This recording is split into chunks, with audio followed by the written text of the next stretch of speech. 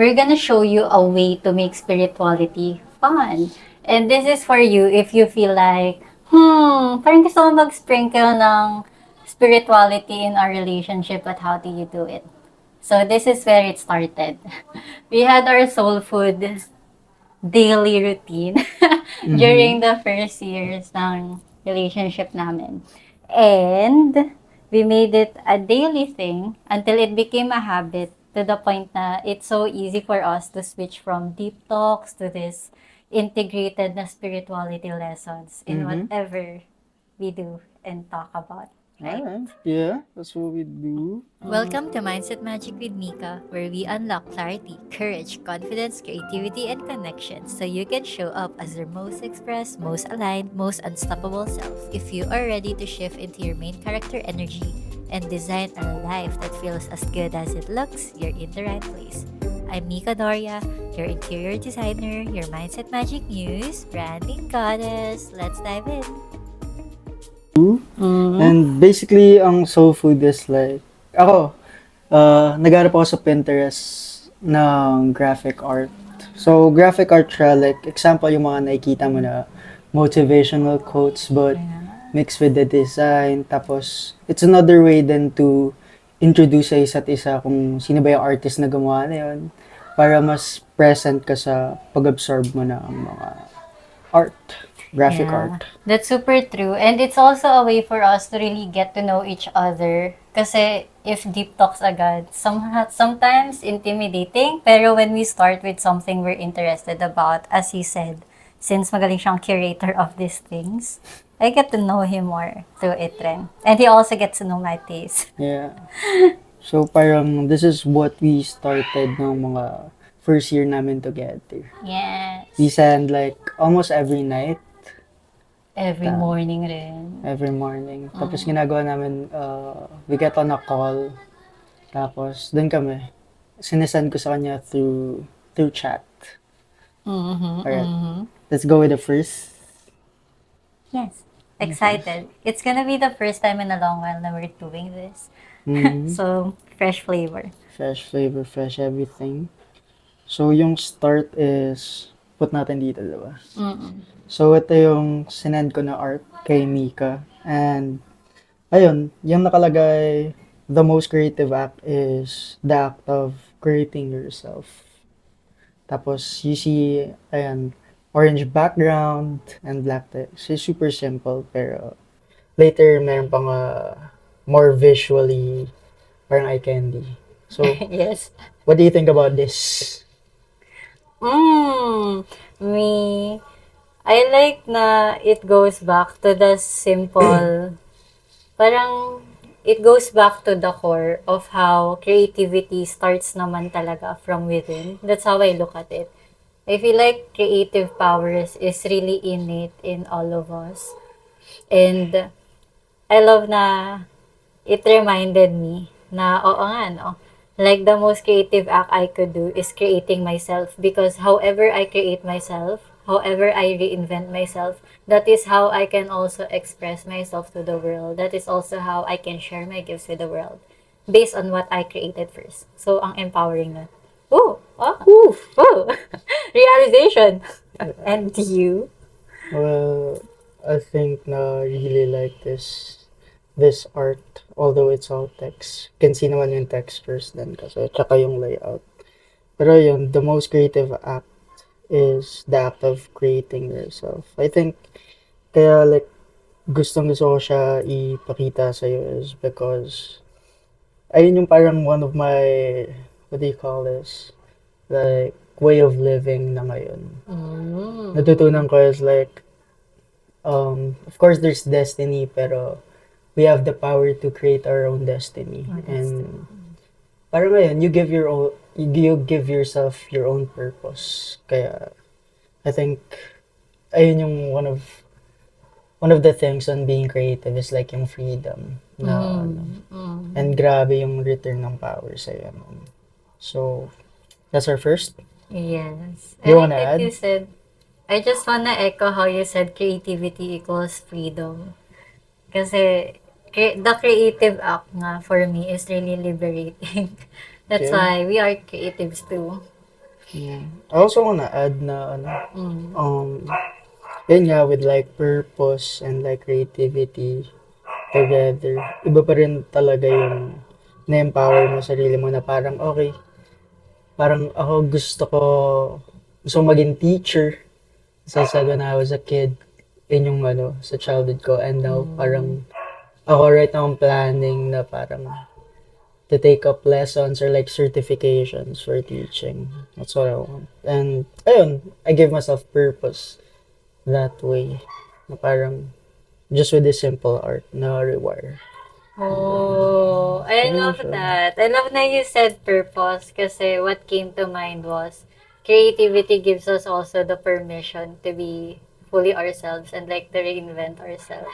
Much True. like how you wanna evolve nga into that teacher past it. Oh, wow. Good. I miss this. Yeah, I like that. Throwback. Throwback. Yeah. Alright, let's go with the next. Mm-hmm. Mm-hmm. So, ito yung art. So this is my pick. Boop! Boop. And not hard to say, but ko siya pinili with all the sparkle and the illustration. But I really like how it said na every interaction is an exchange of energy. Sobrang simple niya, but it's so powerful to me. But before I dive into that, what do you think, Kirk? Every interaction is an exchange of energy. Hmm. Oh, okay. Like, napapansin ko, like, parang ketchup siya kami. Hindi. Pero, you can see na nagbe-blend sila together. Tapos yung Oh, yeah. characters, there's a smooth character. And then there's one with like wiggles, Grooves. Oo nga. grooves on it. And makikita mo na parang they're in harmony kahit na they're different Yeah. sa shapes nila. That's a good eye. Yeah. And yeah, wanna focus on the subject muna. Mm-hmm. Yeah. Mm-hmm. I think it's peacefully cuddly art since it's about interaction. Yeah. Every interaction is an exchange of energy. Hmm. Yeah. I think, oh, like, lately ko lang na-discover na parang bakit parang connected tayong mga humans? Is it the way we think? Is it the way we see things? Kaya tayo nakakapag-interact ng ganito ka-deep, ganun ka surface level, like nakatira. Pero I think yung interaction na yun na nagko-connect sa atin is like yung emotion. Like everyone feels Oh, yeah. emotion.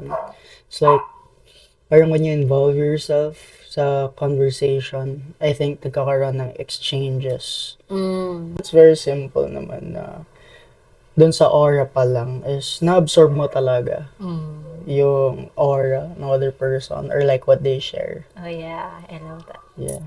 So, ayun. Siguro choose your people wisely. Choose your tribe. Yeah, because energy exchange. And maybe it's a message then of like, parang energy exchange, parang when I offer you this, parang it's really good or like nagsasirculate yung energy. Like karma, right? Mm. Yeah. So, ikaw, what do you think about this? Yeah, I like what you said about connection and communication and feelings. Kasi for me, yun nga, like whenever we interact, mayroong exchange ng energy. Kasi, you know what they say, what you give into it is what you get out of it. Doof. Diba? Para, Yeah, and when you definitely. started, right, when you started noticing yung illustrations na, oo nga, no, like yung red aura, nag-transfer rin sa isa, and then yung yellow, nag-transfer rin sa kabila, like, it really gave me that feeling na, ay, oo nga, like, of course, nag-merge sila seamlessly. Of course, merong reciprocity dun. Kasi whatever you give in, it's what you give out. And when I said about karma kanina, it's really because karma really just works that way. If you do good, you get good. If you do bad, you get bad. Or like something unpleasant. And it's also a reminder for us to honor our energies because our energy is sacred. Like, energy vampires, energy leaks, they exist. And when we are able to be Mm-hmm. intentional with the energy we share in every meaningful interaction and connection, that's how we can get the most out of that exchange of energy. Ayun, that's how I see it. Siguro Mm. nung, like, when you were, like, sharing, like, what you thought, parang napofocus din ako sa Mm. illustration Diba? na it's more than just the aura when you look at it. Kasi, feeling ko, it becomes an overflow. Kasi may, parang Oh, sparkles. So, yeah. parang, it's a strong power Yeah. na na-emit.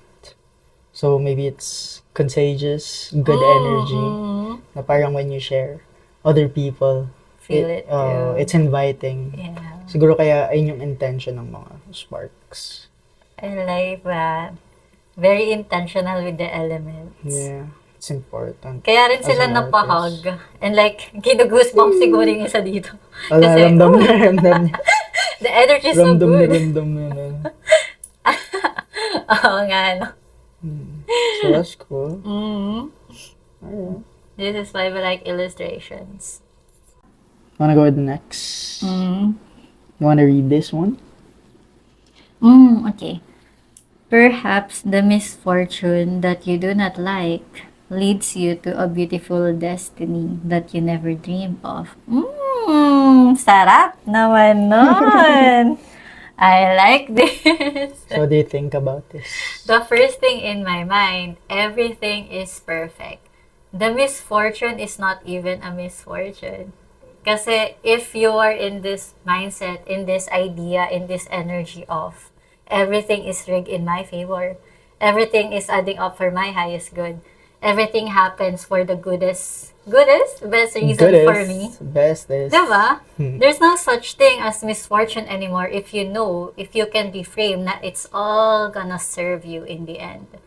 That's how it always does. I don't know, like when it said na leads you to a beautiful destiny that you never dreamed of. Kasi when that certain thing na you consider a misfortune happened, diba? Yeah. You wouldn't see pa naman at that point if it did really make sense in your journey. Pero if you were to look back, if hindi yun nangyari, you won't be here with the people that you are with right now, in the situations that you are in right now. It's all a gift. Everything is perfect. I like that. I Like, like would that. you consider, like, yung opinion mo na parang it's on the feminine side or like Oh, both on the same side? interesting. I feel like it's a combination of both. Kasi when you say masculine, it's really about this integrity na when you fully believe na it's all adding up for your highest good, you're gonna show up talaga at your best to be in integrity with that. And then the feminine side there is yung flexibility. Yeah. Diba? Yeah. In going with the flow, but still making the most out of it. Feel ko yun. That's a really good question. I'd like to know what you think. I think. Yeah. Di ko nga alam kung anong characters yung nasa taas, pero Arabic ata. Arabic pa to. Para sa akin, sobrang beautiful ng ano nila, ng letters. Like, Oh. I have more of these saved for sending. Really? Like, di ko alam kung ba't attracted ako sa style Mm-mm. ng Arabic. Pero yun, like, perhaps the misfortune that you do not like leads you to a beautiful destiny that you never dreamed of. I think, yung first ko na, like, naisip misfortune, these could be, yung naisip ko is, these could be yung struggles, Oh. yung challenges. Para sa akin yun yung misfortunes, yung mga,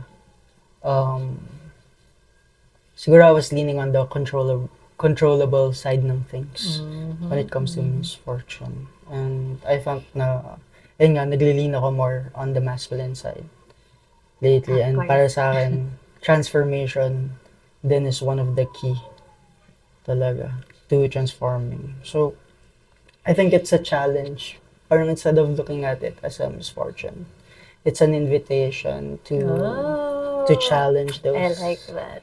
Parang you make your disadvantage an advantage. Type rewiring. Transmutation king. Transmutation. And ayun, I think when you show up, when you challenge yourself, I think maglilid siya talaga sa truest desire mo. Mm. Like what I shared with you just the other night, yung um, lagi kasi ako nagbabasa ng mga With a reframe ba? this Yeah. the reframe. Lagi nagbabasa ng mga ganito, mga small articles, art, and like nagda-dive deep talaga ako. And As a Virgo sun. as the year goes on. And ayun nga, it's more on the creative side. Kaya ako rin nasabi kung masculine side ba siya.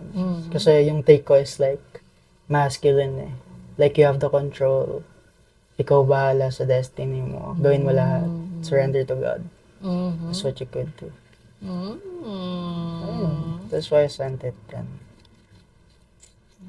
Parang it reminded me of man proposes, God disposes. Nako. First time ko lang mo yun. Oh, really? That used to be like my graduation yearbook na quote. Tapos for me, it meant na you can do all your best.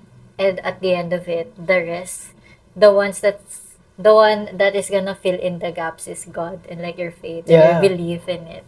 Diba? So Definitely. parang in this context, when you said that, parang naisip ko na, oh yeah, like I can always reframe the misfortune into something advantageous to me. And that is you, like, doing your part in the masculine energy. Tapos, kung paano na yun matatransmute and mag-unfold, that's the divine hand. Parang ganun. Ooh, sarap ah. Intense. I know! Iba talaga ang frequency ng isang Mikadorya. Thank you. Thank you, kirko. Thank you for sharing. Thank you for picking this beautiful Let's thing. go in to what you sent. Alright, let me read this one. If you're not consciously creating it, you're unconsciously accepting it. It's a simple text. And binabasa ko siya. Ikaw kagad naisip ko. Talaga? Thanks for the compliment. I think ikaw naisip ko kasi very intentional ka and like very firm sa boundaries. And right now, nagdi-deep dive ka sa subconscious Oh yeah. mind, It's diba? my And favorite. like really designing yung gusto mo na life. That's what I thought. So if you're not consciously creating it, you're unconsciously accepting it. I think very empowering yung message na to na anong wala akong choice. Oh, gusto ko yung energy na yun. Meron akong choice and kaya ko siya gawin. I think, Mismo. naisip rin kita talaga dito kasi Oh. yung capacity mo na parang, sige, I'm gonna do this and magagawa ko siya. Knows me so well. Yeah. And meron pa ko isa naisip na other than capacity is yung will power. I think sobrang na-exercise mo na siya. Kaya kaya mo mag-hold on to your idea and like create it, execute it. Oh, I love that. Grabe ko lang naisip ko dito. Pero if I were to look, if I were to look inwards dito, But can I just say that you were able to say that to me kasi it's also a part of you. See? yeah, what you see in others Yeah. is in you. Always been in you. Oh, that's beautiful. Yeah. Pero, But look inwards. Yes. yeah, if you're not consciously creating it, you're unconsciously. Grabe. I'll be honest, like, sabi ka lang talaga naisip ko dito. Yung mga tingin. Yeah, that's my honest take. Yeah, that's my honest take. Sobrang na-overpower niya ako. Alright. Ikaw, why'd you send this? What do you think of this? I love this. If you're not consciously creating it, you're unconsciously accepting it. Kasi it reminded me of this psychologist. Diba you know Carl Jung? Yeah. Diba? The one with the archetypes. And he said na once you make the unconscious conscious, you will call it fate. And it's super crazy kasi, di ba, parang we think when we're in the victim mindset, I said this with love, when we're in the victim mindset, we think na everything that happens that is out of our control, it's set in stone, it's part of our fate, we're destined to feel it, ganon. But what if, di ba, the unconscious is what's really running Yeah. your life. Kasi you're making decisions based on what you learned when you were younger. And most of the time, hindi ka pa aware nun. You're like a sponge. Yeah. Di ba? Naka-download bigla sa system mo. Oo. Di mo alam nandun na pala. Diba? Hindi mo alam kung bakit bigla kang nagagalit kapag may nagsalita ng ganito. Yun pala, when you were a child, this happened, da da da da. So, I really, really love this kasi it meant na until we really evaluate what's happening in our lives, what's happening in our internal world, we can consciously create something that we desire. And it's gonna be harder for us to create something that we want if we don't know the codes that are running in our body, in our minds. Diba? And so we just accept it unknowingly. And you know naman, they really say rin na whether or not you make a decision, you are still choosing. You are still deciding. Definitely. So might as well find out kung ano yung program na yon that's running you on autopilot and change it. Okay, that's really how I feel about it. I feel so strongly about it na. Outwitting the devil. Di ba? Yeah, we like that. We like that book. That's our recommendation. I love it. Thank you. You good? I feel complete with that share. Soul food one. That is soul food. That is how it works. Good. Good day. Yeah. Good day. Until next time, trust yourself, take up space, and keep going. You got this. You are the main character of your life. If this episode sparked something in you, share it with a friend or tag me at Mikadaria on Instagram. I'd love to see how you're stepping into your magic. And if you're loving the podcast, please leave a review. It helps more visionaries, achievers, and creatives like you find this space. And as always, let's shift into our main character energy together. Keep shining, keep creating, and I'll see you in the next one.